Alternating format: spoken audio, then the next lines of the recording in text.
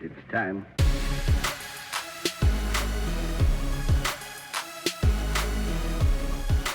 Oh, we are live. We're live. Well, for everyone that's listening, now that we're live, Cole ditched us and informed us an hour and a half ago. Pretty close. Pretty close. It's pretty good. Good stuff out of you. Hey, I'm present. It's not a tornado Tuesday, you know. It's not a tornado Tuesday. That's all right. You're not wrong. So we'll probably do it a little bit different this week. Having Cole on, he's got some golf and stuff that he's. Are you guys on the course?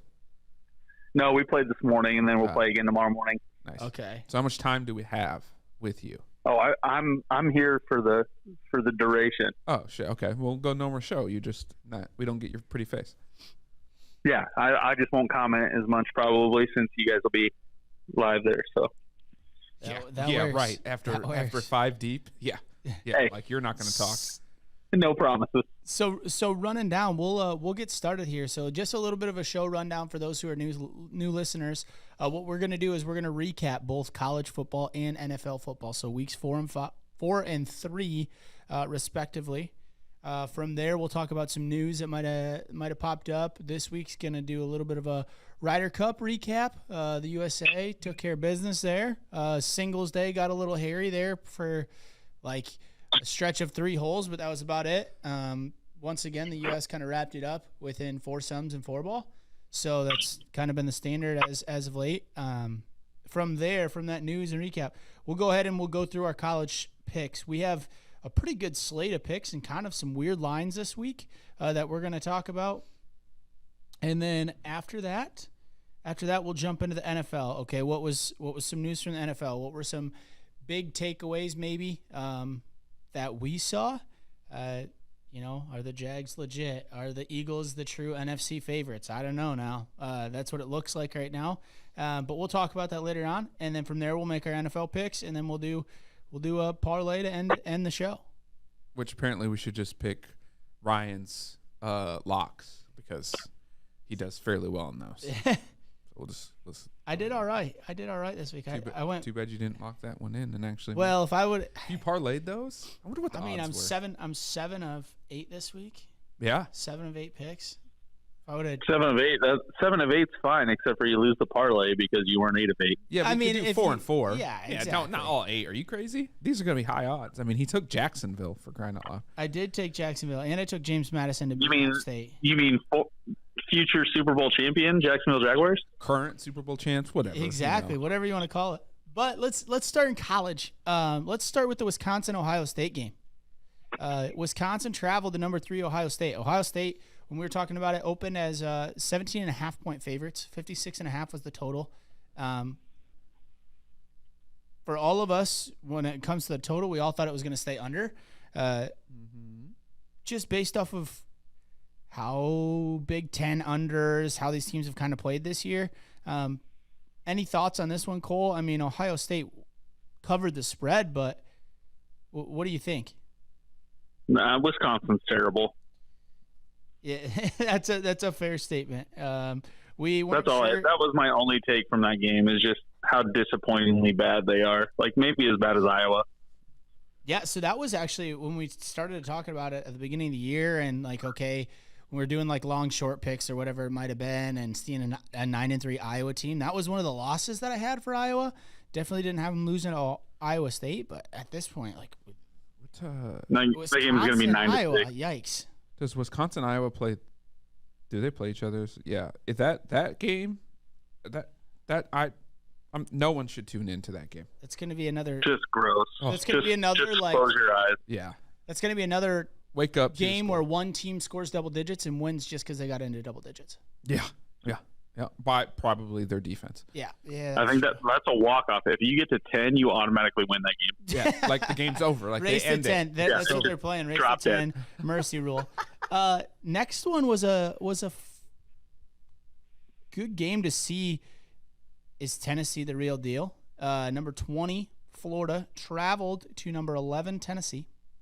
Tennessee was 10.5-point favorites for this game. A lot of points for this kind of rivalry, but honestly, I thought Tennessee was going to kind of take it to Florida. I didn't really see Florida coming and scoring, later in the fourth quarter or anything like that. I thought it was kind of over once it was, 31-21. But I mean, they had to get an onside. It was kick. 31-20.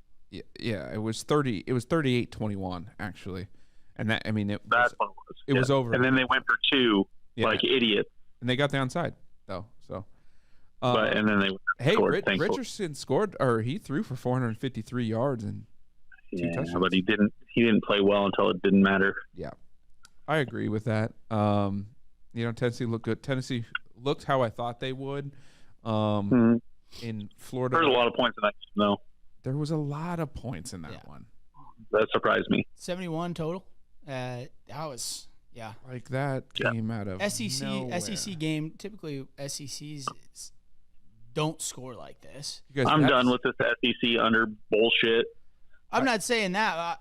I mean, get out of here, Ryan. I am a little bit, but SEC typically doesn't like these games. We don't see from SEC. You guys, we might see like a 38-24. So it was what did we say? 71 points. It was 71 points, and that's because Florida turned over on downs on Tennessee's 20 to start the game. Then Tennessee goes down to Florida's 25 and fumbles. So there's at least 6 points there. Another missed field goal by Florida. So there's 9 more points that should have easily have happened. Oh, there was no defense played in this game. Tennessee fumbled again on Florida's 33. There's another points. There's a ton of turnovers in the red zone. This could have went to 100 points. Easy. Jesus. 100%. No doubt. So that's 62.5 total. As much as we all thought. We missed that one. 62.5 is pretty high. Especially when you think you got two teams in the top 20 that it's like, okay, maybe these guys can stop each other. It's not like they're these electric offenses that don't stop scoring, but apparently they just have the school of the blind playing defense for them. Also, Cole with the backdoor cover on Florida. Yeah. Hey, it works. Whatever works. You know how mad I was when they went for 2 and missed? Yeah. For no reason? Yeah, I don't understand that. Why? It was just bad coaching. Yeah. But then they got the cover on the onside since they recovered the onside. Yeah, which is the difference, and that's why I have a shot for college. So that is true. Next game we have number 10 Arkansas traveling to number 23 A&M. A&M was 2.5-point favorites. The total was at 48.5 here. One thing that we've seen a lot this year is home teams are getting points. They are favoring a lot of home teams. Now, A&M is a good team. They started out the year ranked 6th in the country. But you look at a top 10 Arkansas team, in this case, you're probably like, why isn't Arkansas favored by 2.5 when these lines come out? But, I mean, I told you. I don't want to talk about this game. Why not? You upset about this one, Cole? He hit the top of the damn goalpost to win the freaking game. I know. That's like, yeah. The top of the goalpost. How's that even possible? I got lemon lime again. For I don't even, like, that is incredible, honestly. So, okay. If Arkansas should have won that football game. If he hits the top and it goes, like, if it veers just a tiny, tiny bit left, but it goes forward towards the stands, is that considered a good field goal? It's good, yeah. The only way he misses is the way that it missed. Yeah. The way that we watched it on television. The way that it actually happened. There's 3 things that could have happened there, and 2 of them were good. One of them was what happened. See, this is the part of that doesn't make sense. And again, I don't think I've ever seen it, nor I don't think if it's ever gotten videoed before a ball doing that. But when it's above the goalpost and any part of the ball crosses the goalpost, it's good. Correct. But this one was no good because it hit the top. Well, yeah, it never went through. Right? So, but either it doesn't go through when it hits right where the pole would be. It just the pole's not tall enough. That part, right. It never makes sense to me. The ball. Well, just kick it in between the posts. Don't be an idiot. Right. Just kick in between the posts or extend the posts. You got one job. You're a kicker. Have collapsible posts so when it hits, it falls down. I'm firing that guy. Extenders. Yeah, you should fire him. But Yeah. yeah, that overall it was a good game. Yeah. Guys, Yeah. let's be real. It was a good game. It didn't work out well, but it was a good game.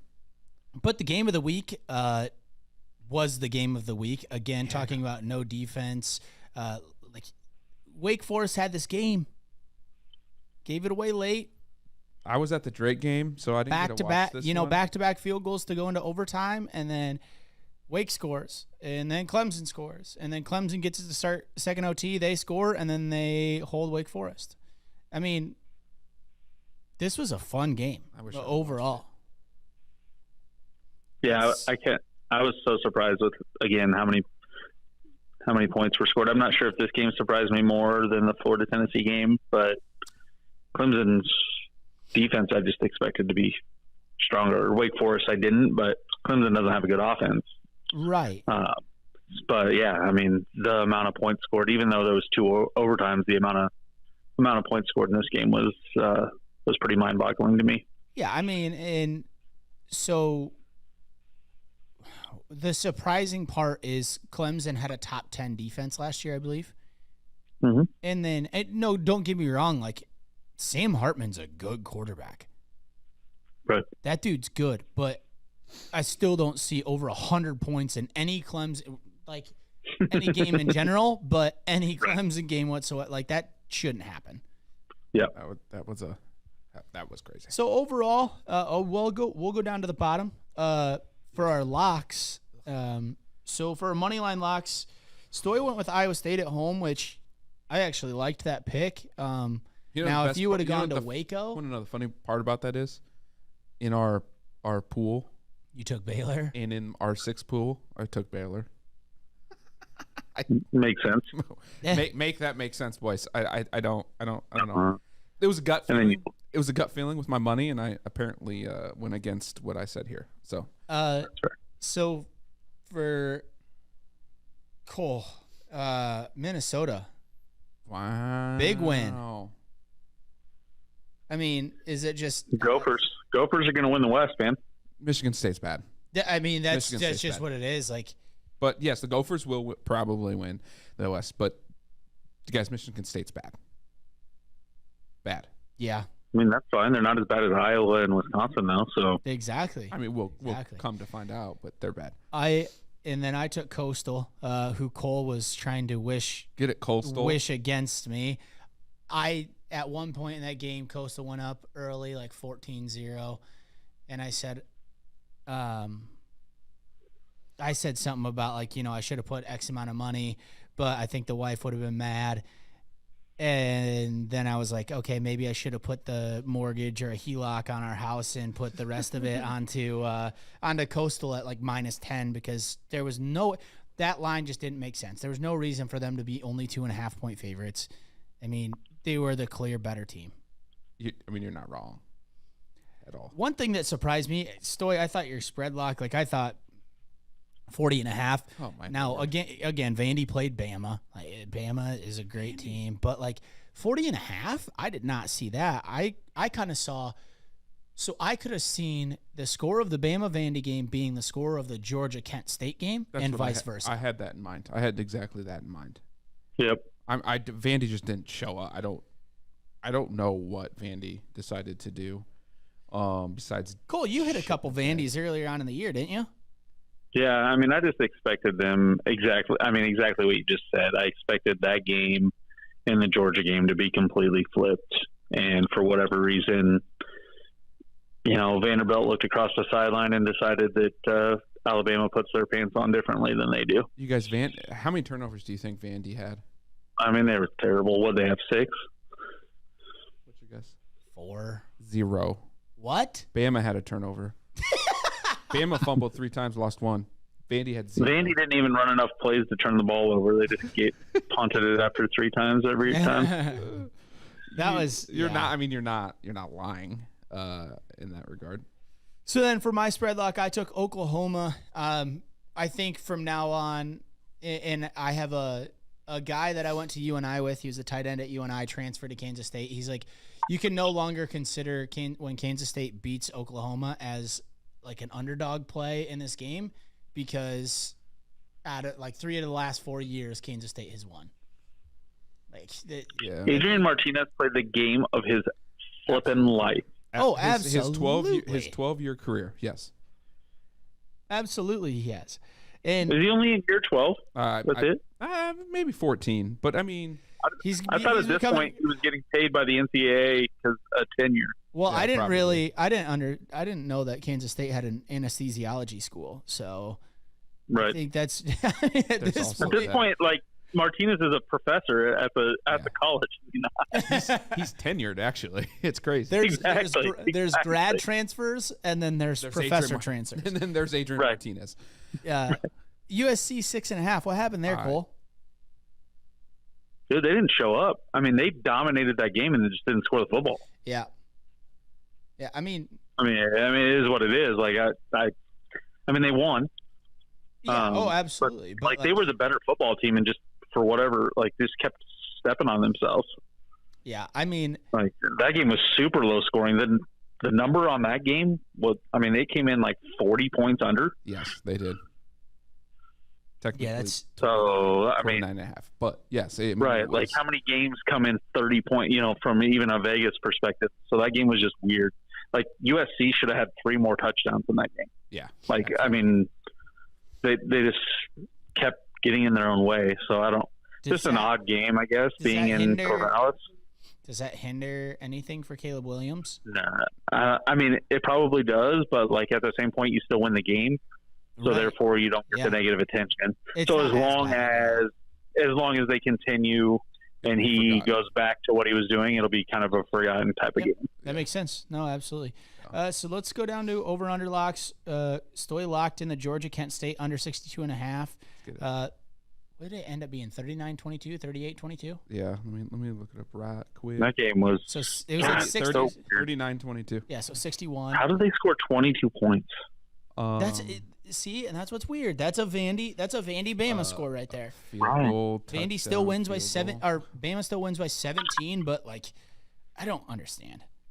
I mean, it was never a game, but it was just like, I mean, I didn't see any of it, but I just tracked the score, and I'm just like, Georgia had is Georgia just playing second, third string guys the whole game? Like, Georgia had 2 turnovers. right? I mean, which is I don't have anything. just else. one of those games you feel like you're looking past them type of thing. Yeah, they just settled for more field goals than actually scoring touchdowns. But the fact that their defense gave him up 22 is way more surprising to me than anything. Yeah, I agree. Yeah. I mean, so and then I took Iowa State Baylor over 45.5. That was a good one. It was just too low of a game for a lot of like if Iowa State stays in some of these games with in the past, like they've stayed with Oklahoma or they stayed with Oklahoma State, Right. those games that they've won have been high scoring games. Mm-hmm. Now Baylor's defense is good. Mhm. I mean, that's going to be my kind of thing. That's what's making me wishy-washy when we talk about this game in the future. The Baylor game in the future is just like Baylor's defense is really good. Right. They gave up some late points, but they still, I think they had 2 interceptions that game. Not did. sure. They sure did. So they had 2 interceptions, no fumbles, but again, Interceptions and in then the second half. 9. Like Baylor's a running team, 9 minutes of possession, time of possession difference. Like they just controlled the game, exactly kind of how you talked about with USC. Obviously, the score was a little bit more crooked, but just control the game. Yeah, that game was corrupted by the refs in the first 2 minutes. It was ruined. I didn't watch it. So in the first minute and a half, Iowa State got a guy ejected. Oh, I saw that Yeah. ejection. That was a bad ejection. And then Bad. terrible ejection, and then the next drive. So that drive led to points, and then the next drive, Iowa State got called for a defensive cut block, which the corner just ran in and hit the lineman in the thigh pad. They stopped him on third down. Baylor got points on both drives. Completely screwed Iowa State. Completely screwed the flow of the game. When was the last time you saw a defensive cut block call? This year's actually the first time I've seen 3 of them.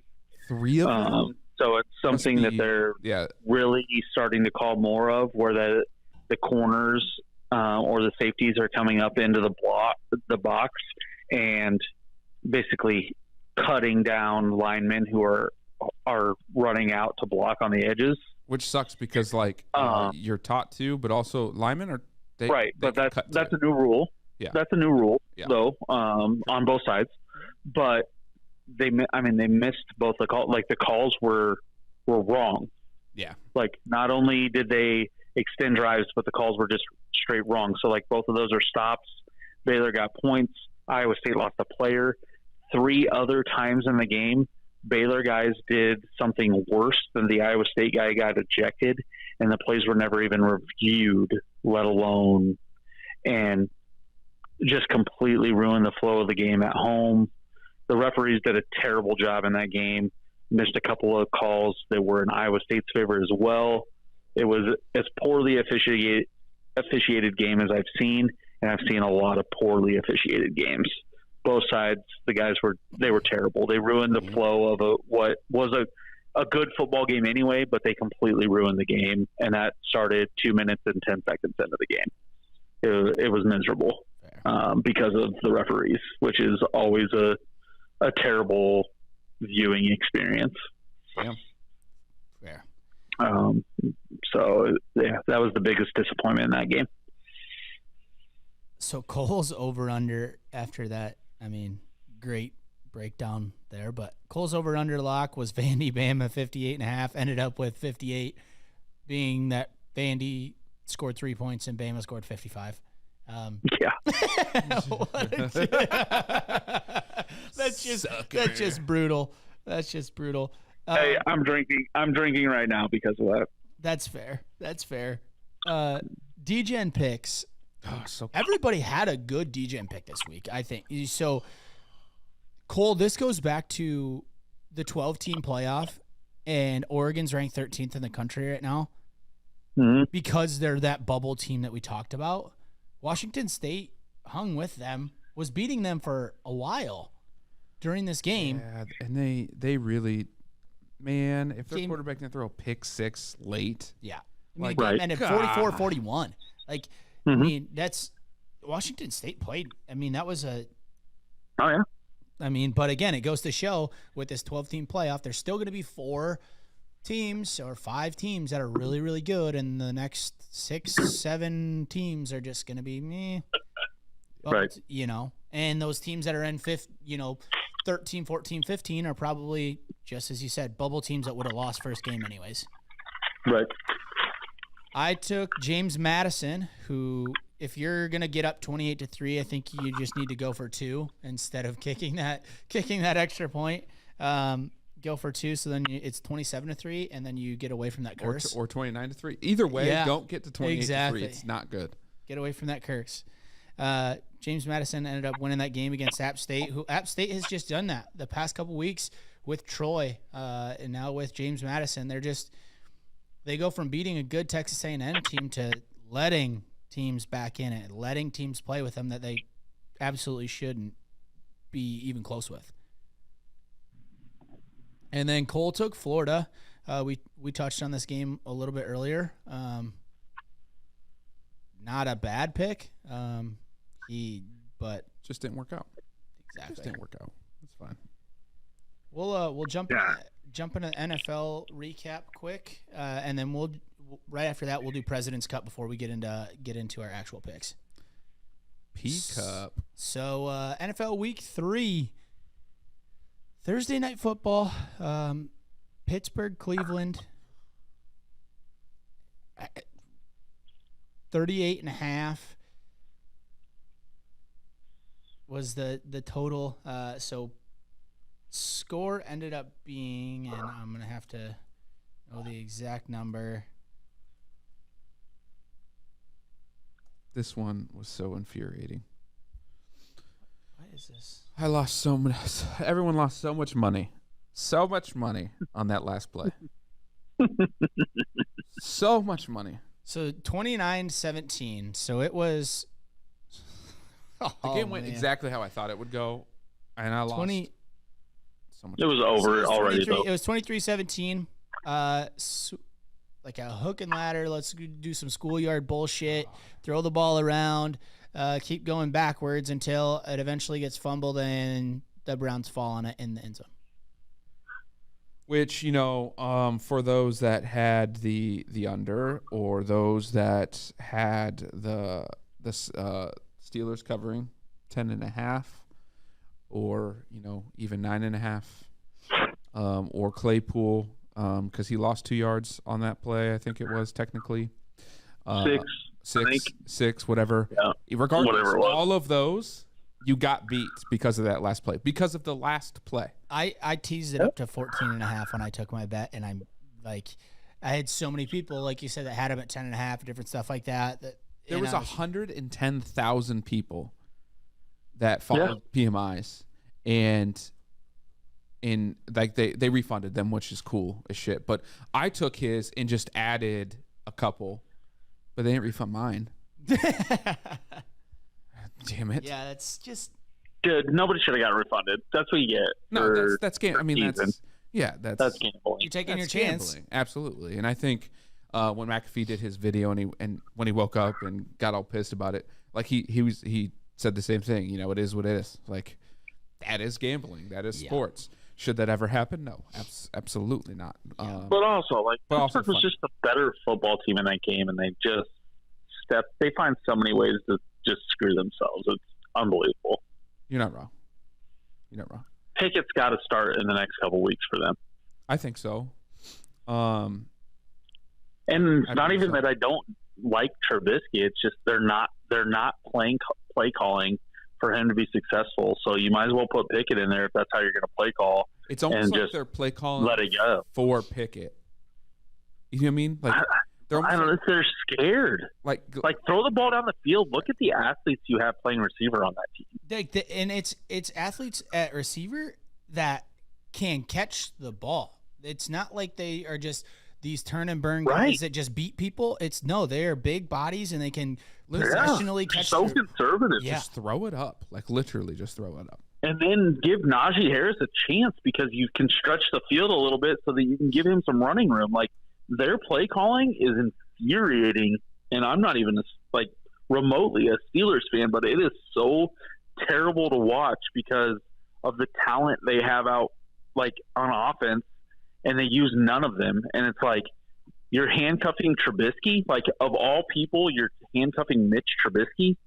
Like, get the hell out of here. Right. Like, so you might as well throw Pickett in there. Like, right. At least at that point, give him a chance to throw the ball down the field and then hand the ball off to Najee. Right. Yeah. Like, you're not wrong. With this play calling, it's so, like you said, so conservative that it is like they're trying to play a rookie that they don't want to get hurt, or they don't want to ruin his confidence or anything like that too much. It's like, no, let's dump it off. Dude, you got let's 3 quarterbacks there. Let's average 6 yards a throw and be good with it. When the Browns look aggressive with Jacoby Brissett compared to you, something's wrong. You did something wrong. Like, yes. you done messed up. You done messed up. Ron. Just means you like to punt, I guess. I don't know. No kidding. But Thursday night football is Thursday night football. Thursday That's it. I mean, it is what it is. It's undefeated in being Thursday night football. Yeah, so undefeated. And this week's not any different when we get to it. No. Game number 2 on our list. Detroit traveled to Minnesota. Minnesota's 5.5-point favorites. 53.5 was the total. My takeaway from this game is the fact that there's a lot of laundry going to be thrown if they continue to play this illegal touching 5 yards past the line of scrimmage on cornerbacks. It's so annoying. I mean, and I don't get me wrong. Like, it helped the Vikings a lot. Now, okay, if I am Kevin O'Connell, if I am making that decision in the first quarter, I'm probably playing a positional battle, or, a field position battle there. I'm not taking that 56-yard field goal. Like, that's Greg Joseph's long. So I'm probably not taking it in the first quarter when, it's 7. I think it was 7-0 at that point. Like, I'm trying to pin them deep, let my defense come in, get a stop. Right. But instead, you give it to them, or no, they had just missed a field goal. I apologize. So Detroit just missed a field goal. The Vikings get to the 46-yard line, go to kick a field goal, 56-yarder. He misses it. That's his career long. I'm punting it, trying to pin him deep. Their punter has been pretty darn good this year. So, okay, let the defense play. But instead you give them short field, they go down and score right away. Right. What happens later on in the game?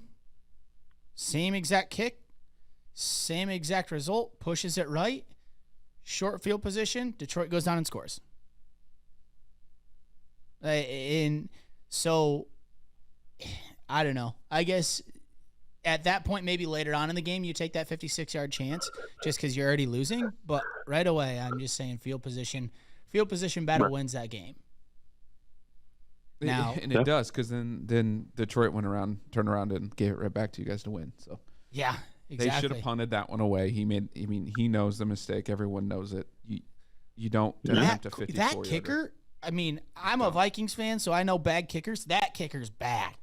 He's like 18 of 35 from 40 plus. He's not good. Regardless, he should never have kicked it. It should have been a punt, 100%. 100% of the time, but 18 of 35 from 40 plus. I know bad kicking. That's just, and the worst part is that dude beat out Greg Joseph at one point, who is the Vikings kicker. So you guys, just good kickers all around. So it's a great, nonetheless, 28-24 game. 4 missed field goals? Yeah. 4. Yeah.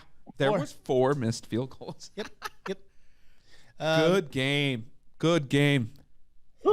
Yeah, it was 28-24. I thought that game was destined to go into overtime. KJ Osborne, obviously, Kirk Cousins and him connected deep. I don't know what defense they were playing. I don't know what happened. I also don't know what's going on with Justin Jefferson. That dude has had some drops lately that he should not be dropping the ball. Now, was it as bad as CeeDee Lamb's wide open drop? No, it wasn't. But F word. But at the same time, he's just dropping the ball. He did it the week prior against Philadelphia. Something needs to change. You need to figure it out. They went back to the well and had success with it, and Thielen got some touches this week. And it gets a touchdown. That play that they scored on, that fake pitch to Thielen in the back of the end zone, great play call. A ton going on in a goal line formation, but at the same time, getting him involved is what they need to do if they're going to have some success. You're right. Yeah. So I think overall it's going to be good for the Vikings. I agree. That if they would have lost, even with Jefferson struggling. Yeah, if they would have lost this game going to London against New Orleans, and I don't think New Orleans is a good team by any means, I don't know that they leave London with a win. Right. If they lose this game. Well, but New Orleans got a solid defense. Yeah. They just can't score a point. Detroit looks good this year. I'm just going to put it out there. Oh, yeah. But this is also a reason. They can score. Their defense isn't good. Yeah, they can score. This is also a reason that I think the Eagles are actually legit. Right away was when we didn't really know who Detroit was, and they beat Detroit. Philadelphia beat Detroit. We're like, oh, okay. We thought Detroit was going to be good. They scored a ton of points. They came back, played against Philly, whatever it might be, and then all of a sudden now Philly beats Minnesota, and then Detroit and Minnesota, who me being a Homer fan, but at the same time, a lot of people thought Minnesota would be a good football team, decent football team, and now you're like, okay, Philadelphia is legit. Detroit is going to get one from the Pack in Minnesota this year, I believe. Home and homes. Probably. I believe so. Probably. And I think I said that in my predictions at the beginning of the year. They could beat the Packers twice. Who knows at this point? Next game though, Atlanta versus Seattle. Atlanta, I don't know if you guys are going to get the first overall pick because you guys are playing just decent football actually. No, we are They're too good on offense. Exactly. Too damn good on offense. As long as they hold somebody to 26 points or less, they probably are going to win the game. It's just really good overall. Offense, we got weapons. Even Mariota, although that sucked late in the game, which usually means it's over for us, right? We fumbled. We're in field goal range. And we just did a zone read. We had our rookie running back in, and you know this, Cole, in the mesh, the job of the running back is not to grab the ball. It is to be there, and if the quarterback pulls it, you don't hold on to it. That's exactly what happened. So I was like, at that point, watching, going, well, it's good. This is how we lose. Defense is going to let up touchdown, and there it is. But we didn't. We held. We finally got Pitts the ball. Mariota overthrew him 3 times for 3 touchdowns. So it could have been a lot. At least one touchdown for sure. Well, one for sure. two other potential. I would have been super, super cool if he would have got at least that one. Drake London's good, too, because I have him on I'm anytime touchdown. I have him in fantasy. So. I would have nailed my anytime touchdown with him and Kelsey, but whatever. There's three people that need to touch the ball. Remember, there's three people that need to touch the ball for the Falcons, and that's three: Cordero Patterson, Drake London, and Kyle Pitts. That's it. Those are the three. Yeah. Rinse and repeat. Baldy, rinse and repeat. They actually, they did for the most part at least target them in the correct spots. So that's the bright spot in that. The bright spot is that our line is holding up. Actually, that's the biggest surprise in the team in general for me. Is the fact our line is allowing Mariota time to throw. He's not scrambling and throwing.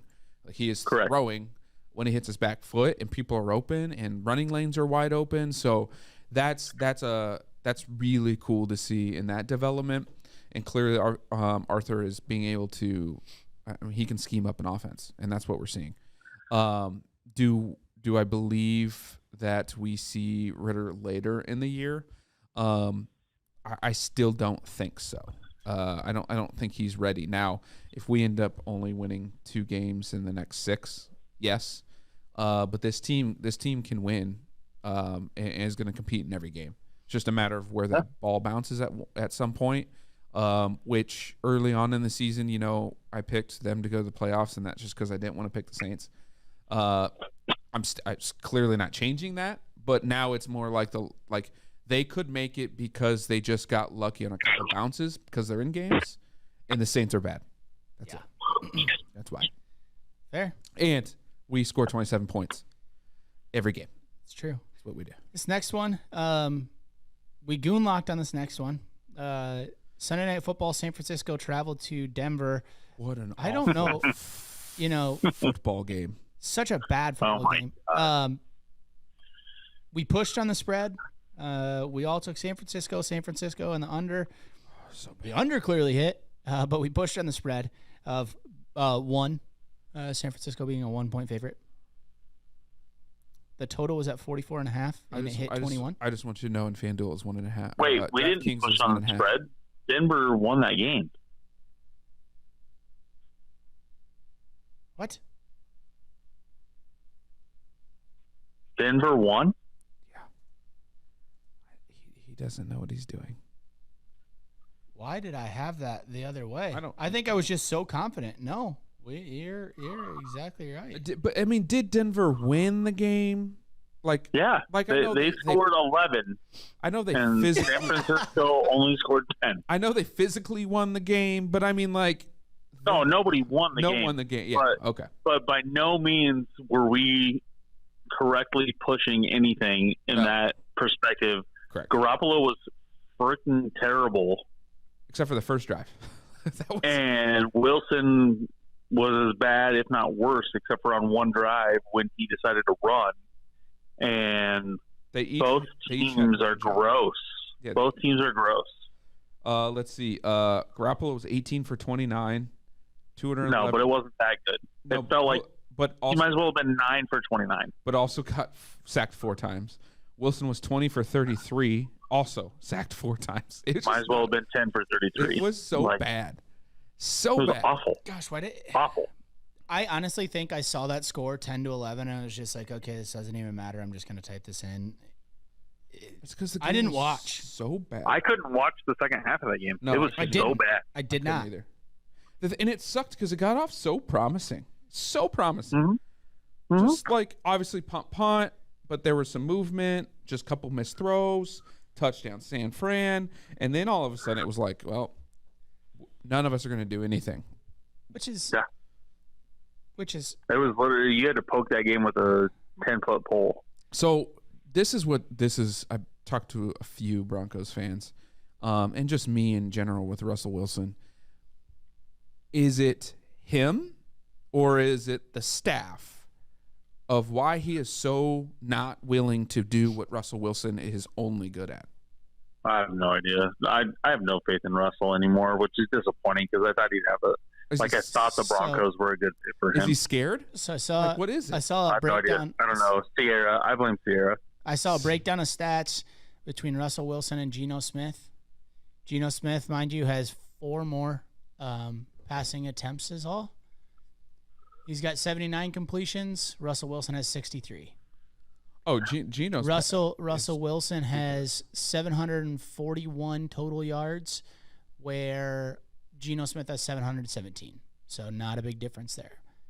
Russell Wilson has two passing touchdowns. Geno Smith has 4. And I mean, if you're Denver, not... you just gave the farm, the seeds to build another farm. Right. Your firstborn children, you let somebody else have them, right? Like, you gave everything for this guy to be. That's what I mean. Like, to be a. He's not even in the top 15 right now of quarterbacks in the NFL.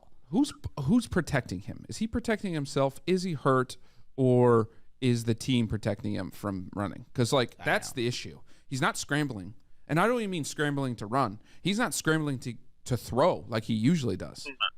No, he's doing nothing. But I mean, the drive that they went down the field to take the lead, like that was the first time that you saw Russ look like Russ, in my opinion. So maybe that's the catalyst. Maybe that's the drive. I think it's all Russ.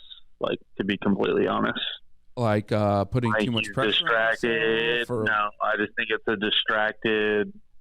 Like, I think ultimately he'll probably be fine, but he's just not the same quarterback that he was when he came into the league. Like, just too much shit going on. I mean, to be fair, he really hasn't been that top-tier quarterback in my eyes for 3 years. All right, but, like, he saved Seattle a lot, and I think ultimately he'll end up saving Denver, like, maybe for a playoff spot, something like that. But, like, I don't know.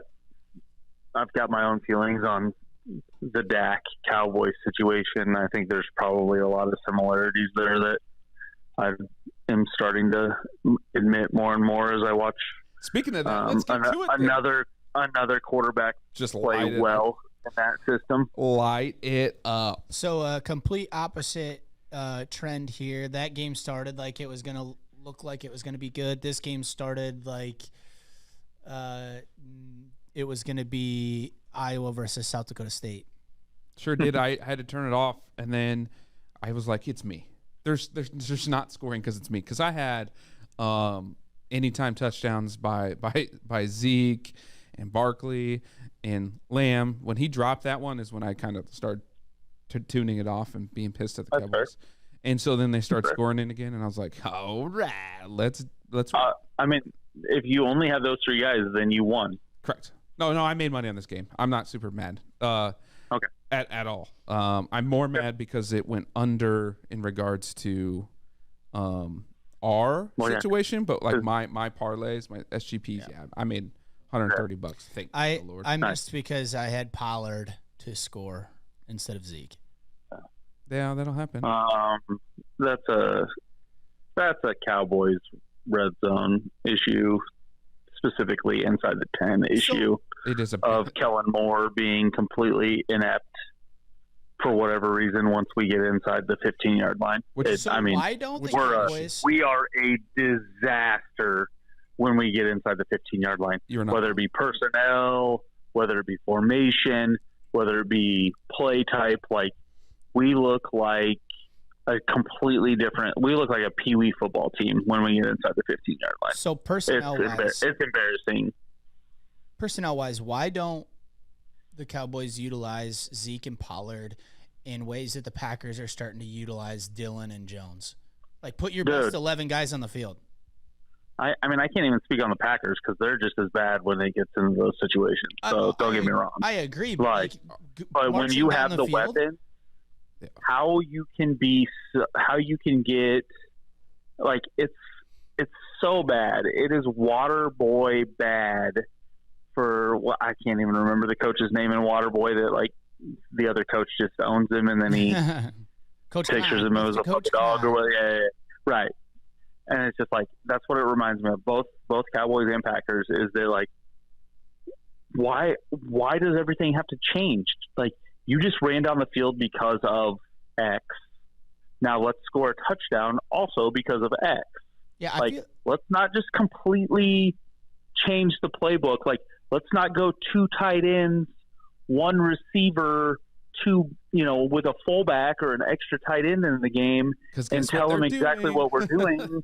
Correct. Like, like it's so maddening to watch what we're trying to do once we get inside the 15 when we have the ability to be so multiple with different guys.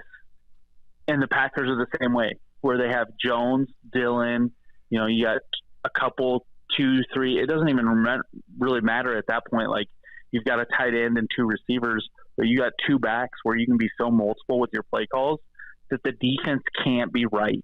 Like, the offense in today's game is too multiple and available as far as what they can do for you to be wrong with those types of guys.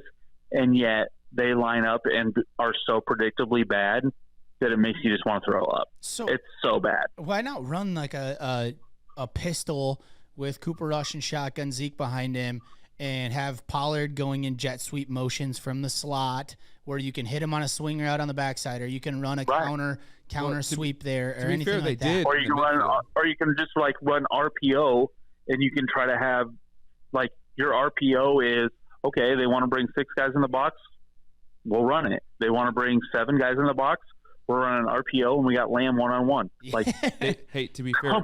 This is not rocket science, guys. These guys get paid millions a year, and this, like, I'm throwing shit. They did run both of what they ran both of what you guys said. Pollard got 20 yards on a speed sweep doing that, and not in the red zone. And Lamb, not in the red zone. No, I know that's why I was not in the red zone. That was my point I was getting to with Ryan, because he was saying that. I said no, they did it. It was in the middle of the field. Correct. Just not to in the drive, red zone. And then we forgot who we were. Drives. Exactly. We just don't want to do that when we want to score a touchdown. We just want to do that so we can kick a damn field goal. Hey, to be fair, Lamb catches that ball. It is a touchdown from 22 yards. Just saying. So then we'll jump down to our best bets here. Moneyline locks. It's just a good thing they won, or I'd be a lot more. Oh yeah, if they lost to the Giants, it would have been great. It really would have been great. Moneyline. I mean, locks. they made Daniel Jones look like Lamar Jackson. They did. That was my good. gosh. Speaking of Lamar Jackson, is just his stock is going up and up and up and up and up and up and up. That dude's going to get paid. The Ravens should have just bit the bullet and paid him at the beginning of the year, because now he's going to be able to ask for more. I don't know. The only problem I have with him is just like he's going to be fragile at some point in his career, and you can't give him a long-term contract. That's fair. I think ultimately he'll end up with the Ravens. Well, yeah, but I mean the problem with his contract right now is he turned down the money. He wanted it all guaranteed, like Deshaun Watson. Right, but who's going to sign him that's not the Ravens? Well, no one. The Colts? Maybe after this year. If I'm the Colts, absolutely. I don't know. I don't think that team's built offensively, scheme-wise. Absolutely. You put JT in that? Mm-hmm. Pittman, Taylor, Molly, Cox. I'm saying the yeah. coordinator is not. That's not him. It's not him. All right, to our locks. Jumping to the bottom, Stoy and Cole both took the Ravens. No, you're good. Both took the Ravens. Yeah. Again, we just kind of hit on them with Lamar playing well. Easy. That one hit. I took San Francisco, who I thought won, but they didn't. Ooh.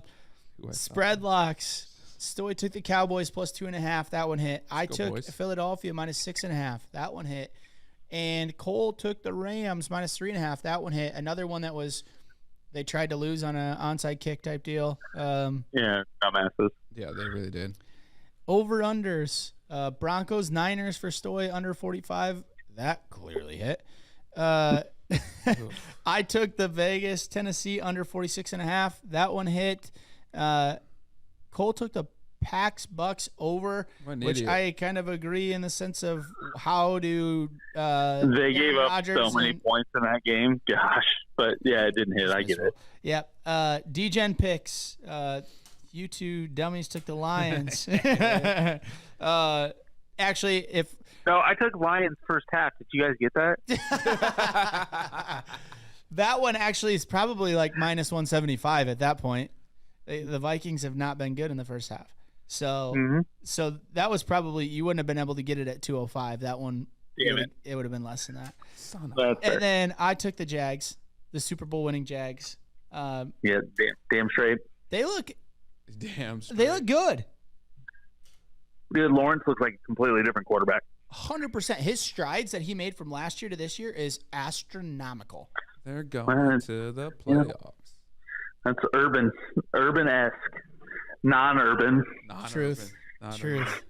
So that's our recap for football. So shitty shot counter-wise, we actually went just under 50% in NFL and 55% in college football overall. Shitty shot for the NFL was Cole, bringing up the rear there. And then in college, it was Stoy. Yeah. Cole, one thing to be proud of, your best bets, you had 3 wins down at the bottom. So kudos to you. 2. I'm talking overall. Oh, he had overall. 3. Oh, whereas I think overall. I think last week he might have had 1. Yeah, I think he had 1. I was 1-7 last week, so let's be honest. 3 and 5, baby. Come on. Get All right, it. Cole's taking a big old swig of. Remind us again what you're drinking. Hey, it's the old smoky salted caramel. Yummy. Okay. It's delicious. I mean, let's not be incorrect here in saying that it's terrible, but let's just say that by sheer volume, we're doing good. Perfect. Hey, sometimes life's about volume. Yeah. So overall, Stoy already took his. You guys saw he took his lemon lime shitty shot for college football. Are we going to? Should we kind of run straight through this? Are we going to break? Cole, We got golf, and then we'll break. Okay. Golf. So, to you guys, I'm here. So Team USA just continues to crush it. Like I talked about, foursomes, 4-ball. Jordan Spieth with an undefeated record all weekend. JT was on track until he was made putt like what was it? Like a 1.5 2 foot putt, something like that. 3 feet. It was 3 feet. Okay, it probably was. He thought it was but 2. He thought it was a gimme. More people would have probably said, "Yeah, go ahead, pick it up." But from that point, when he was 3 up, he ended up losing by 1 stroke. So that was that. I mean, that's just gamemanship. That's playing 100%. the game. 100%. I don't know why he mentally allowed that to mess with him. He just was pissed off, and I get it. But How are you pissed off 3 up? I don't know. I think he was just annoyed. Rather than pissed off, I think he was just like, okay, are you shitting me right now? I'm kicking the shit out of you. Why are you doing this? You know what I mean? Like, yeah, he's an all-star player. You should be smart enough to know that's coming at some point on that day. Has to. Yeah, but final I'm score was doing a toll all day. I mean, not only that, but like you've got to know that like not only are you 3 up, but your team is what? I mean, 6 points, 5 points up at that point, and you're one of the first matches off. Like you're gonna have to putt putts that. Like they're coming, and not to mention, like they've done the same thing over the last couple of days. Like, I mean, like also you're professional golfers. Make the putt. Like make the damn putt. Make the damn putt.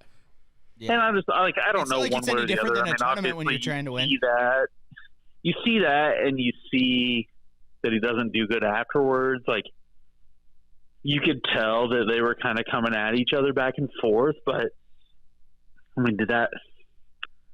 Like it doesn't look good for JT because he doesn't end up winning. But you know how much difference does that make one way or the other? Like you just don't like to see the. No. Like make the putt, walk to the next hole, and then go win. Don't be like a little don't bitch. lose. Don't be a little bitch. Just do it. But just as is tradition though, like we talked about, like so when it came down to the singles day, at one point I think it was like 8-4 that the international team was winning at one point. It ended up being that the U.S. won 6 matches, the international team won 5, and then they tied 1. But again, just like you talked about, Cole, like that last day, the international team, it's very, very close. If they could figure out 4-ball, I would be interested to see what Sundays look like. The thing that the international team doesn't have as much of that the U.S. team has is, like, for example, whoever Cam Young plays with for the most part, he's going to crush the ball down the fairway. Like that dude, we saw him cut the corner on, I think it was 1 on day 1, and it was insane how he was like 40 or 50 yards ahead of whatever team that they were playing. And I think that's what the international team is missing a little bit, is some of that length that the U.S. gets.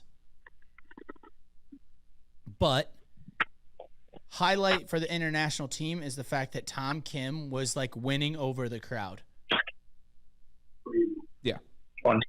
He was eating everything up. He was pumping the crowd up as they were yelling at him and awesome. Doing the oh and his backswing. Like he was just loving it. And then all of a sudden, people started to cheer for the guy. Order me some good food. What are you getting for food? Hey, Joe's gonna order me some good food. Oh, nice. Was that like that was the menu you gave him? He said, "Order me some good food." Order me good food. Got it. He's fat and knows I like food, so it's fine. Joe, go for the shittiest food. He's trying to put deodorant on right now. It's falling out of the thing. Oh boy, you guys are. Loss. You guys are. We're doing good. We're doing well. Ultimately, no. Like all weekend came down to putting. Yeah. International couldn't make putts. But then the afternoon of the Saturday round, the international team was making putts outside of 10, 15 feet. That's finally made it somewhat competitive. Exactly. They started to make those putts, and the U.S. was missing some of those putts. Like Cam Young, I watched him lip out on some 4 or 5 footers back-to-back where they're in prime position, and it's like, okay, they're going to birdie this, and then all of a sudden international team hits a 12-footer for birdie, and you just lip out, and all right, there's another one. But, yeah, I mean, ultimately you look back on it, and it all came down again to alternate shot. Very lucrative if you did round robins this weekend, by the way. Oh, yeah, absolutely. I mean, obviously Spieth, JT dominated, Homa dominated, but favorite player of the weekend, I think all around, including the U.S. guys. At the end of the day, is everybody loves Tom Kim. Oh yeah, absolutely. Young gun. I mean, I don't think there was a lot of surprises overall. Like it kind of went exactly how we expected. Yeah. Obviously, we got a little bit of drama on Sunday, which is fun, made it worth watching. But ultimately, what happened. Tom Kim kind of exploded on the scene for the internationals. Max Homa has continued to explode onto the scene. JT and Spieth did their thing. Cantlay and Schauffele did their thing. So a lot of predictability, but at the same time, a little bit of entertainment, and it's always fun to watch the emotions of those matches, in my opinion. Absolutely. There's not a lot of times. I don't know. Maybe JT and Spieth is probably the only time that I would ever take somebody to beat Xander and Cantlay. Like that team is just unreal. To see those twosomes, like those four compete against each other, it's just unreal. Like that would be those guys playing whatever it might be, best ball or alternate shot. Like play for a mill. We talked about it. Spieth and Thomas play so similar that alternate shot just fits them so well. Boy, they were lights out. It didn't matter what they were playing. Yeah. They figured whatever was ailing them as a team before. At the Ryder Cup, they were not good. They figured it out. Not good at the Ryder Cup, and then all of a sudden just and I actually think from the Ryder Cup perspective, Spieth improved. Yeah. Before the Ryder Cup, he you know what I mean? Like he got better because he was in a slump going into all of that. Yeah. Now he's better, and I think that's what helps the team. But I mean, he's playing phenomenal. I knew I think day one we watched this shot together. Thomas pulled the ball left into the trees, into the straw, off to the mulch, and it was like 165 out, and Spieth put it to about 5 feet, and I'm like, yep, they're going to play pretty good this weekend. All right. He's going to make it. That was like 6 holes in, and I'm like, oh, yeah, it's going to be a long weekend for the internationals here. Yeah, and that was kind of the beginning of the end for the international. Yeah, real quick. So, all right, we're going to take a quick commercial break. Then we'll get into – there's a couple clips I want to show, and then we'll dive into this week's picks. Welcome. Our fireside chat. This one's going to be hot. A couple of topics will be overall trust in a relationship between your planner and yourself. It's our job to figure out what's in the best interest for you. We have to start this thing early. How do I play this game patient enough to see this trade turn to fruition? Real estate in general can have a lot of tax benefits to you. Listen and subscribe to the No BS Wealth podcast on YouTube or wherever you get your podcasts. It's time.